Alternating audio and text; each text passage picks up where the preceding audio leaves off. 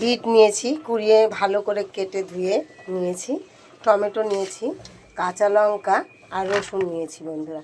এটা বাটা করব, কোনো দিনও খাইনি, যাই হোক প্রথম দেখে নিই কেমন লাগে, তারপরে আপনাদের জানাচ্ছি।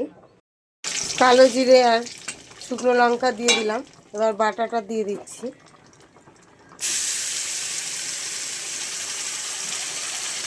পেস্ট করার সময় লবণ আর হলুদ দিয়েছি, এখন একটু ম্যাগি মশলা দিয়ে দিচ্ছি।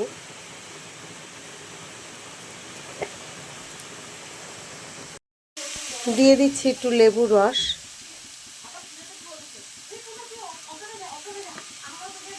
এইভাবে বানালে ভালোই লাগবে বন্ধুরা, তা নতুন তো একটু খেয়ে দেখে আপনাদের জানাচ্ছি।